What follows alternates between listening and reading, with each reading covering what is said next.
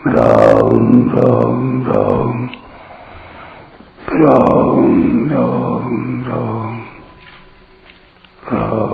राम राम नारायण नारायण। संबंध। पूर्व श्लोक में भगवान ने बताया कि जो मुझे जिस भाव से स्वीकार करता है मैं भी उसे उसी भाव से स्वीकार करता हूँ। अर्थात मेरी प्राप्ति बहुत सरल और सुगम है। ऐसा होने पर भी लोग भगवान का आश्रय क्यों नहीं लेते, इसका कारण आगे के 12वें श्लोक में बताते हैं। कांक्षन्तः कर्मणां सिद्धिं यजन्त इह देवताः क्षिप्रं हि मानुषे लोके सिद्धिर्भवति कर्मजा।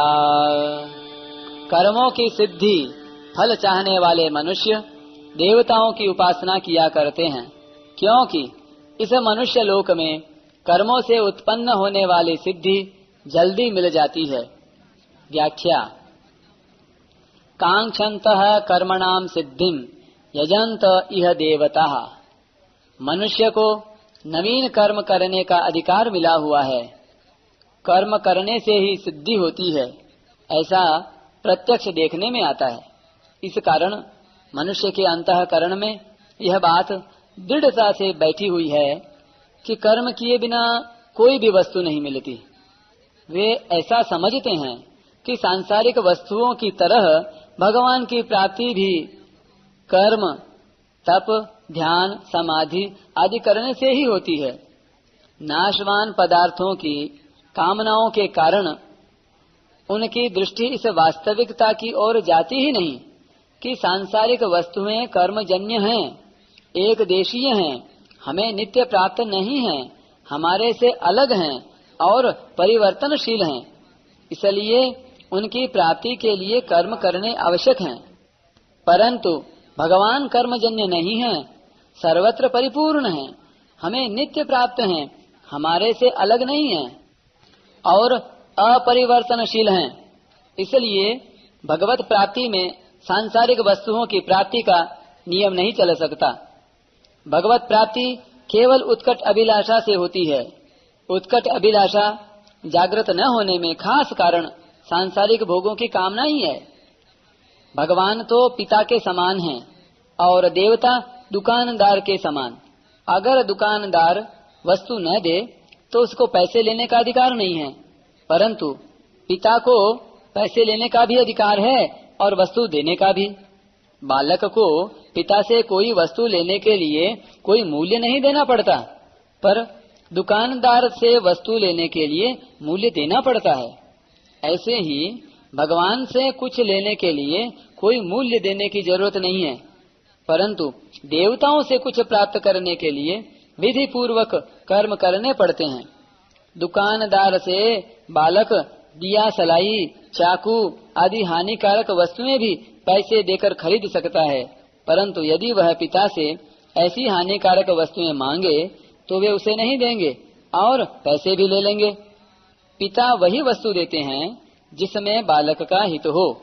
इसी प्रकार देवता लोग अपने उपासकों को उनकी उपासना सांगोपांग होने पर उनके हित अहित का विचार किए बिना उनकी इच्छित वस्तुएं दे देते हैं, परंतु परम पिता भगवान अपने भक्तों को अपनी इच्छा से वे ही वस्तुएं देते हैं जिसमें उनका परम हित हो।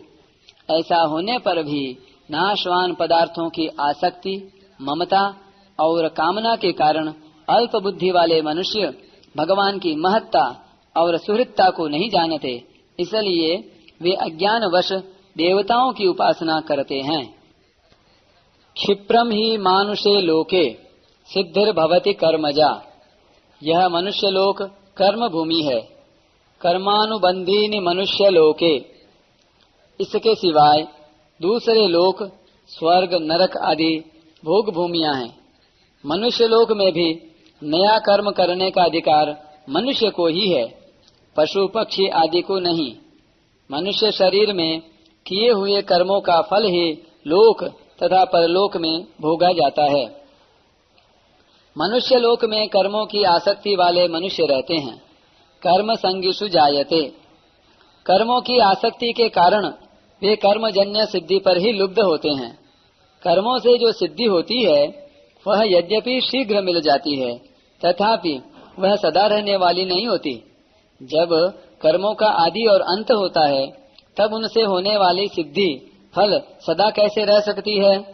इसलिए नाशवान कर्मों का फल भी नाशवान ही होता है, परंतु कामना वाले मनुष्य की दृष्टि शीघ्र मिलने वाले फल पर तो जाती है, पर उसके नाश की ओर नहीं जाती।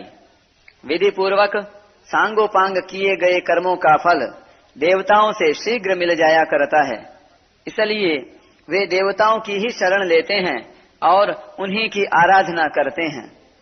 कर्मजन्य फल चाहने के कारण वे कर्म बंधन से मुक्त नहीं होते और परिणाम स्वरूप बारंबार जन्मते मरते रहते हैं। जो वास्तविक सिद्धि है वह कर्मजन्य नहीं है।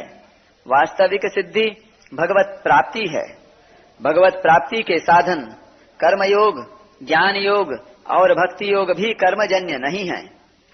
योग की सिद्धि कर्मों के द्वारा नहीं होती, प्रत्युत कर्मों के संबंध विच्छेद से होती है।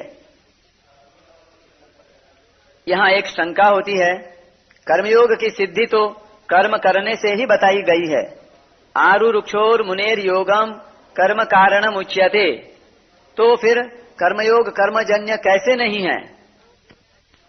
इसका समाधान यह है कि कर्मयोग में कर्मों से और कर्म सामग्री से संबंध विच्छेद करने के लिए ही कर्म किए जाते हैं।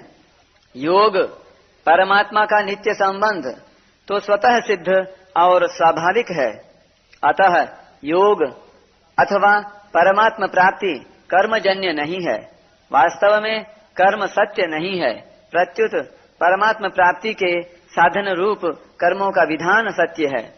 कोई भी कर्म जब सत के लिए किया जाता है तब उसका परिणाम सत होने से उस कर्म का नाम भी सत हो जाता है। कर्म चैव तदर्थीयम सदित्येवाभिधीयते। अपने लिए कर्म करने से ही योग यानी परमात्मा के साथ नित्य योग का अनुभव नहीं होता। कर्मयोग में दूसरों के लिए ही सब कर्म किए जाते हैं, अपने लिए अर्थात फल प्राप्ति के लिए नहीं। कर्मण्येवाधिकारस्ते मां फलेषु कदाचन।